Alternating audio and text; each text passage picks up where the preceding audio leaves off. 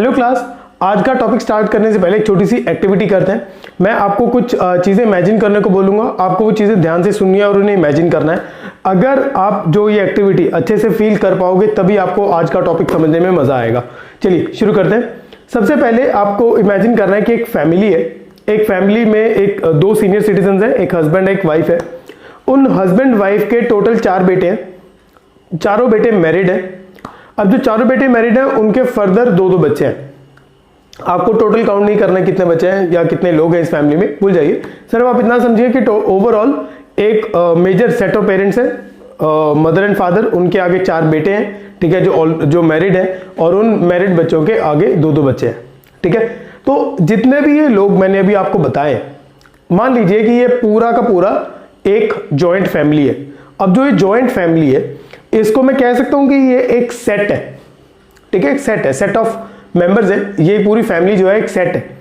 अब इस सेट के अंदर मैं इस पूरे सेट को नाम दे रहा हूं यू, ठीक है, यू नाम दे रहा हूं पूरी फैमिली को, पूरी जॉइंट फैमिली को।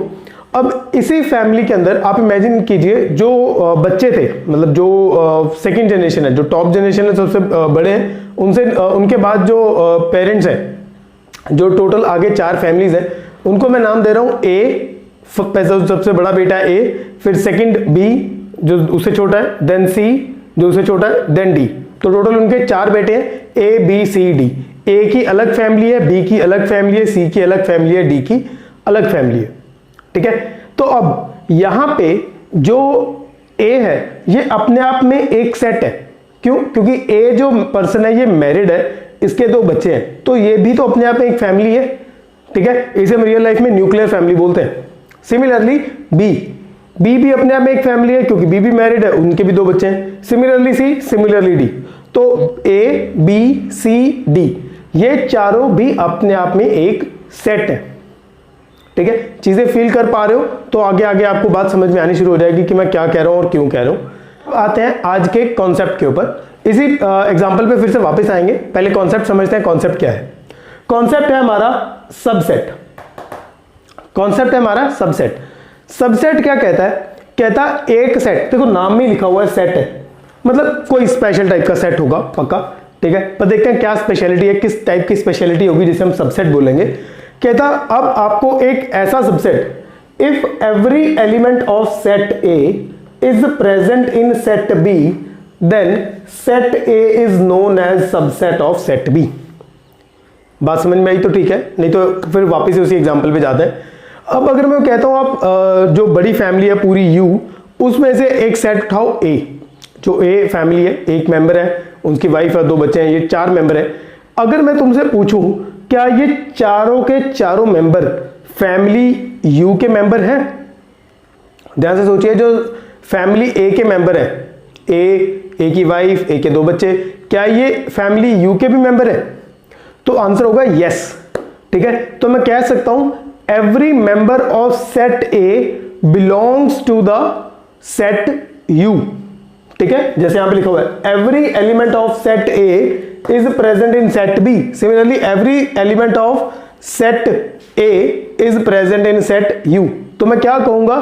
set A is a subset of set U। I hope यहां तक बात समझ में आ गई होगी। हमारी डेफिनेशन सिंपल है, अगर एक सेट के सारे एलिमेंट्स दूसरे में प्रेजेंट हैं तो उसे हम सबसेट बोल देते हैं, ठीक है। जब हमने बात करी थी इक्वल सेट्स के बारे में तब भी हमने लगभग कुछ ऐसा ही बोला था, बट उसमें हमने वाइस वर्सा वर्ड भी बोला था। यहां पे वाइस वर्सा नहीं बोल रहे हैं, ठीक है। आगे आगे बात समझ में आएगी मैं क्या कहना चाह रहा हूं। एक एग्जांपल लेते हैं। सिंपल एग्जांपल है, 2 एलिमेंट्स हैं 3 4, ठीक है। उधर एक और सेट है बी, इस सेट में 1 2 3 4 है। अगर मैं पूछूं क्या ए बी का सबसेट है, तो आपने सिर्फ ये देखना है क्या ए के सारे एलिमेंट्स बी में पड़े हैं, बस इतनी सी चीज देखनी है और कुछ नहीं देखना। 3 4 3 पड़ा है, 4 पड़ा है, देन आप कहोगे yes A is a subset of B. अब मैं आपको कह रहा हूं दूसरे वे में सोचो।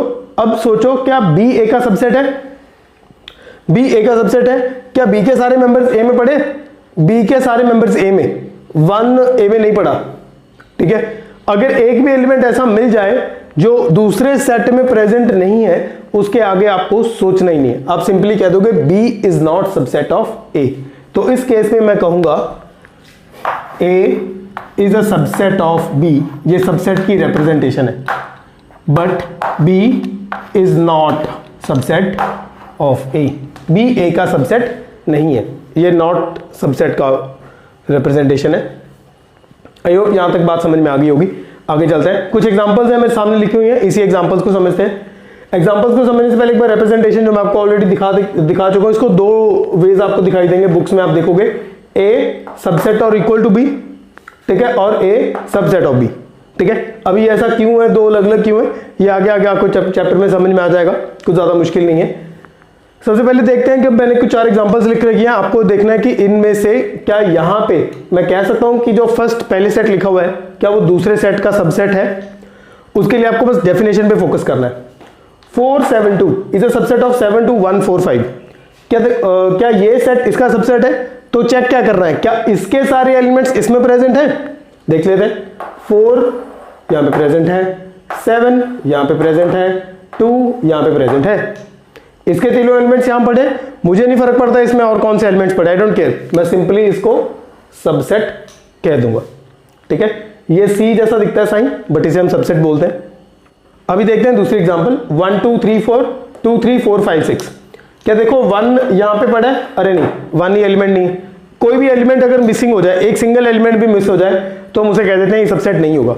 मान लीजिए कि एक सेट में 100 एलिमेंट्स हैं, दूसरे सेट में भी 100 एलिमेंट्स हैं और 99 एलिमेंट्स पहले सेट के दूसरे में प्रेजेंट है, बट एक लास्ट एलिमेंट जो है वो प्रेजेंट नहीं है, तो मैं कहता हूं एक एलिमेंट भी हमारे सेट को सबसेट होने से मना कर देता है, ठीक है। अगर एक एलिमेंट भी मिसिंग है तो आप कहोगे वो सबसेट नहीं है, तो यहां पे क्योंकि 1 यहां पे नहीं था तो सबसेट नहीं होगा। आगे आप चेक करना चाहो तो कर लो, बट अदरवाइज वहां पे नॉट सबसेट वो ऑलरेडी हो चुका है। अब अगला देखना, ये बहुत इंटरेस्टिंग है, 6, 7, 1, 6 7 1, 9। अब यहां पे आपको ये सोचना है क्या ये इसका सबसेट है, थोड़ा सोच के देखिए। आंसर है इसका नहीं, नॉट अ सबसेट। क्यों? क्योंकि यहां पे 3 एलिमेंट्स हैं, इस सेट में 3 एलिमेंट्स हैं, 6 7 1। इस सेट में 3 एलिमेंट्स नहीं है, इस सेट में सिर्फ 2 ही एलिमेंट्स हैं। ये एक नंबर है 671, इनको डिजिट्स की तरह नहीं, इनको नंबर की तरह देखना है। क्यों देखना है? क्योंकि इनके बीच में कॉमा नहीं है, ठीक है। तो ये एक नंबर है 671, ये है 9, तो यहां पे ना तो 6 है, ना 7 है, ना 1 है, ठीक है। तो ये भी सबसेट नहीं होगा। आई होप यहां तक बात क्लियर हो रही होगी। आगे चलते हैं। ये नेचुरल नंबर्स का साइन है कैपिटल एन, ये इंटीजर्स का साइन है कैपिटल जेड। अब जिन्हें मालूम है कि क्या होते हैं नेचुरल नंबर्स और क्या इंटीजर्स, वो बहुत इजीली इसका आंसर दे देंगे। नेचुरल नंबर के एलिमेंट्स होते हैं 1 2 3 4 5 6 so on up to infinity. Integers के एलिमेंट्स होते हैं 1 2 3 4 5, फिर बैकवर्ड्स भी चलते हैं 0 -1 -2 -3 -4। तो z वाला बड़ा है, n वाला छोटा है, और n के सारे एलिमेंट्स z के अंदर पड़े हैं। क्योंकि n के सारे एलिमेंट्स z के अंदर पड़े हैं तो मैं बोलूंगा ये सबसेट है। अगर यहां तक बात समझ में आई है तो अगली बात भी कर लेते हैं फटाफट साथ के साथ। अगर मैं आपके सामने ये सेट लिखता हूं 3 2 1 और एक लिखता हूं 1 2 3,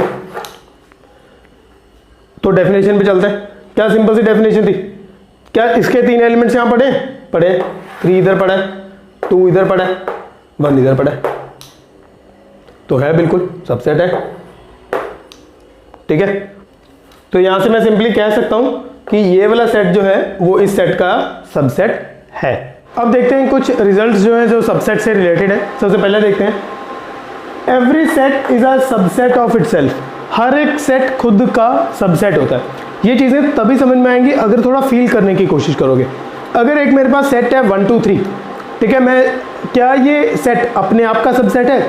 बिल्कुल है, क्योंकि डेफिनेशन ने सिंपल बोला था कि अगर हर एक एलिमेंट, अगर मैं 1 2 3 की बात करता हूं, इसी सेट को दोबारा लिख लेते हैं 1 2 3। 1 एलिमेंट प्रेजेंट है, 2 प्रेजेंट है, 3 प्रेजेंट है। ऐसे ही चाहे मैं 100 एलिमेंट्स का एक सेट ले लूं, वो सेट भी खुद के सेट का सबसेट होगा, क्योंकि पहले सेट के सारे एलिमेंट्स दूसरे में पड़े, ठीक है। तो पहली चीज बहुत ज्यादा ऑब्वियस है, अगर थोड़ा फील करोगे तो इस चीज को समझना मुश्किल नहीं है। Second, empty set is a subset of every set. अब इसे जरा ध्यान से सुनो और इस चीज को दिमाग में बिठा लो, ठीक है। अगर इसमें लॉजिक लगाओगे तो हो सकता है कि तुम्हें मानने का मन ना करे, ये चीज़ फील करने से समझ में आती है। कह रहा है कि एक सेट है जो खाली पड़ा है, एम्प्टी सेट है, कोई एलिमेंट नहीं है इसके अंदर। एक सेट है उसके अंदर मान लो कुछ एलिमेंट्स पड़े हैं, मैं रैंडम लिख रहा हूँ ए बी सी। कहता है कि जब भी तुम्हें खाली सेट मिलेगा वो उसके सामने कोई भी सेट रख दो, ये खाली सेट सबका ही सबसेट है, ये सबका ही भाई बंधु है। आप इसके सामने कोई भी सेट रख दो, खाली सेट उसका सबसेट होगा ही होगा।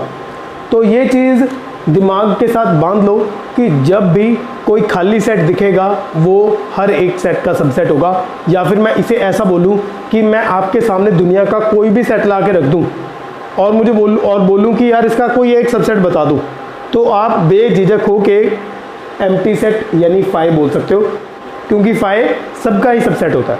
ठीक है, आई होप यहाँ तक ये बात समझ में आ गई होगी। और इसको हम फाई भी लिखते हैं। ठीक है, तो यहाँ पे इसको मैथ्स में कुछ ऐसे कहा जाता है, phi is a subset of every set. चलिए अगली बात समझते हैं। ये थोड़ा कैलकुलेटिव है, बहुत ध्यान से समझना, इंटरेस्टिंग भी है बहुत। Total number of subset of a finite set with n elements is 2 power n। पढ़ने से कुछ समझ में नहीं आएगा अगर पहली बार पढ़ रहे हो तो मैं समझाता हूँ इसको आसानी से। मान लो कि अगर एक सेट है मेरे पास ए, इसके अंदर कुछ एलिमेंट्स पड़े हैं, मैं लिख रहा हूँ एफ और जी। ठीक है, एक सेट है ए जिसके अंदर 2 एलिमेंट्स पड़े हैं एफ जी। मैं कह रहा हूँ कि अपने दिमाग से सोचो और बताओ एफ और जी के सबसेट्स क्या क्या होंगे। जब भी मैंने ए के सबसेट्स पूछे तब सबसे पहला नाम तुम फाई लोगे, क्योंकि फाई सबका ही सबसेट है। बाकी सोचते हैं और कौन कौन से हो सकते हैं। अगर मैं एक एलिमेंट उठाऊँ एफ, इसको सेट में डाल दूँ, तो ध्यान से देखो ये वाला सेट जो है वो इस वाले सेट का सबसेट है, क्योंकि इसके एलिमेंट्स इसके अंदर पड़े हैं। सिमिलरली मैंने जी उठाया, उसको भी सेट में डाल दिया, तो ये जी भी इसका सबसेट हो गया। चलो ये तो सिंगल सिंगल उठाए थे, अब अगर मैं दोनों उठा लूँ तो कोई दिक्कत नहीं है, दोनों उठा लिए। अब ये एफ जी जो है, ये एफ जी दोनों इसके मेंबर्स हैं, तो ये वाला सेट भी इसका सबसेट हुआ। और ये हमारी पहली वाली थ्योरम भी बन रही है, every set is a subset of itself. मैंने सेट को खुद ही रख दिया। ठीक है, तो यहाँ से ना इन दो को जोड़ के एक कंक्लूजन निकलता है कि हर एक सेट के 2 सबसेट्स होते हैं। कैसे होते हैं वो 2 सबसेट्स? एक वो खुद होता है अपना सबसेट और एक फाई होता है उसका सबसेट। ठीक है, तो दुनिया में जितने भी नॉन एम्प्टी सेट्स हैं, जितने भी नॉन एम्प्टी, याद रखना नॉन एम्प्टी, जितने भी दुनिया में नॉन एम्प्टी सेट्स हैं, सभी सेट्स के एटलीस्ट 2 सबसेट तो होंगे ही होंगे। आप सोच के देख लो, कोई भी ऐसा सेट जितने ज़्यादा मर्जी एलिमेंट्स डाल लो, चाहे जितने मर्जी कम एलिमेंट्स डाल लो, ठीक है, आपको उसके 2 सबसेट्स एटलीस्ट ज़रूर मिलेंगे, उससे कम नहीं होंगे। और वो 2 सबसेट्स क्या होंगे? एक तो फाई होगा हमारा साथी, ये तो हर किसी का ही सबसेट है, और एक वो सेट खुद भी अपना सबसेट होगा। ठीक है, चलिए तो यहाँ पे हमने क्या देखा अभी लास्ट पार्ट में, अभी हम फिर से वापस आ रहे हैं थ्योरम 3 पे। वो कह रहे हैं total number of subsets of a finite set with n elements is 2 power n। तो इस सेट में कितने एलिमेंट्स थे? 2। इसके कितने सबसेट्स बन रहे हैं? 4। अब इसे ज़्यादा सोच के देखोगे और सबसेट्स नहीं बन पाएंगे इसके। तो हमारे पास अगर एक सेट में 2 एलिमेंट्स हैं तो उसके कितने सबसेट्स बनते हैं, उसका ये फॉर्मूला है 2 पावर n, जहाँ पे n क्या है? Number of elements. तो इस सेट में 2 एलिमेंट्स हैं तो उसके कितने सबसेट्स होंगे? इसके सबसेट्स होंगे 2, ये वाला 2 है नीचे वाला, और पावर में क्या आएगा? Number of elements in this set, इसमें 2 ही है, तो 2 पावर 2 इज इक्वल टू 4। तो इसके टोटल 4 सबसेट्स होंगे। आई होप यहाँ तक बात समझ में आ गई होगी। अभी मैं इसी को थोड़ा और एक्सटेंड कर रहा हूँ, यहाँ पे एफ और जी के साथ एच भी लिख रहा हूँ। अब ये 4 तो देखते हैं, फाई इसका सबसेट है? हाँ जी सर बिल्कुल है, फाई तो सबका ही सबसेट होता है। एफ इसका सबसेट है? जी बिल्कुल है, क्योंकि एफ ये सारे मेंबर इसमें पड़े हैं। सिमिलरली जी भी इसका सबसेट है, एफ जी भी इसका सबसेट है, क्योंकि एफ जी के सारे मेंबर्स इसमें बैठे हैं ना। और सबसेट्स बनाओ जरा, एफ जी है, जी एच भी तो उसका सबसेट होगा, एफ एच भी तो इसका सबसेट होगा, एफ जी एच भी तो इसका सबसेट होगा। यही बात समझ, सोच के देखो जरा, अगर कुछ कंफ्यूजन लगे तो बताओ। नहीं है। अच्छा, एक सिंगलटन सेट एच भी तो बन सकता है। चलो, मेरे हिसाब से इतने बन सकते थे, अगर आप सोचो कि कोई और बन सकते हैं या नहीं बन सकते। एक छोटी सी ट्रिक बताता हूं कि कैसे सबसेट्स बनाने होते हैं। अगर तुम्हें पता है, तो अगर तुम बनाना चाहते हो, किसी सेट तुम्हारे सामने पड़ा है उसके तुम सबसेट्स बनाना चाहते हो, सिंपली क्या करो, पैटर्न में चलो, पहले उसके एक एक सिंगल एलिमेंट उठाओ, एफ उठाओ, उसको डब्बे में डाल दो, सबसेट बन गया। मेंबर उठाओ, डब्बे में डालो, सबसेट बन जाता है। मेंबर उठाओ, डब्बे में डाल दो, सबसेट बन जाता है। ठीक है, पहले सिंगल करके मेंबर उठाए, फिर मैंने पेयरिंग में उठाए, एफ जी मेंबर उठाए, डब्बे में डाल दिए, सबसेट बन गया। जी एच मेंबर उठाए, डब्बे में डाल दिए, सबसेट बन गया। एफ एच मेंबर उठाए, डब्बे में डाल दिए, सबसेट बन गया। ये सबसेट है, ब्रैकेट गलत डल गई थी। फिर मैंने तीनों उठा लिए, एफ जी एच। काउंट करो कितने हैं, काउंट करोगे तो 8 सबसेट्स मिलेंगे। 1 2 3 4 5 6 7 8 सबसेट्स हैं। एलिमेंट्स कितने इसके अंदर, इसके अंदर एलिमेंट्स है 3। ठीक है, तो ये फॉर्मूला क्या कहता है, कहता है 2 की पावर में रखो नंबर ऑफ एलिमेंट्स, 1 2 3। कहता है जो आंसर आएगा ना, इतने सबसेट्स बनेंगे। हाँ, तो बात बिल्कुल एग्री हो रही है। आई होप यहां तक बात कुछ सब समझ में आ गई होगी। कोई डाउट हो तो कमेंट सेक्शन में लिख के बताओ। ठीक है, चलिए, एक इस वीडियो को एंड करने से पहले एक छोटा सा टॉपिक है पावर सेट, वो भी क्विकली समझ लेते हैं, फिर इस वीडियो को एंड करते हैं। पावर सेट एक बहुत ही सिंपल सा कॉन्सेप्ट है, समझते हैं क्या कह रहा है वो। Let A be a set, कहता अगर कोई सेट है A, collection of all subsets of a set A is known as power set of a set A. Simple सी बात है, कहता अगर आपके पास एक सेट है ए, आपने उसके सबसेट्स बना लिए जितने बन सकते थे, जो सबसेट्स बना लिए इसकी कलेक्शन को हम बोलते हैं पावर सेट। सर, कलेक्शन का ही तो मतलब होता है सेट। कलेक्शन और सेट एक ही तो वर्ड्स है, अलग अलग वर्ड्स थोड़ी होते हैं। ठीक है, तो मतलब कहना क्या चाहता है, एग्जांपल से बात समझते हैं। कहता अगर आपके पास सेट है एक ए, उसके कुछ एलिमेंट्स हैं एफ जी, आपने क्या किया, इस ए के जितने सबसेट्स थे वो बना लिए, इससे पहले बना चुके हम। तो ये सारे कहता सबसेट्स की ना कलेक्शन कर लो। कलेक्शन कर लो मतलब, कलेक्शन कर लो मतलब इसका एक अलग से सेट बना लो, मतलब इसको एक बड़े डब्बे में डाल दो। कलेक्शन मतलब डब्बा ही हुआ था ना, तो मैंने इसके जितने भी सबसेट्स थे उसको एक बड़े डब्बे में डाल दिया। अब ये जो बड़ा डब्बा है इसको हम बोलते हैं power set of set A. Simple सी बात है, बस इसमें कुछ बहुत ज्यादा लंबी चौड़ी कंफ्यूजन वाली बात नहीं है। मतलब अगर मेरे पास एक सेट है एफ जी एच, उसके 8 सबसेट है, मैंने आठों को बड़े डब्बे में डाल दिया, बड़े डब्बे में डाल दिया। अगर इसका नाम बी है तो इसका नाम होगा पावर सेट ऑफ बी।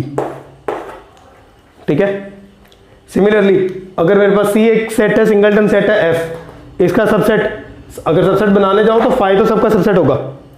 ठीक है, ये एक इसका सबसेट ये खुद होगा, इसके 2 ही बन पा रहे हैं, इससे ज्यादा नहीं बन रहा।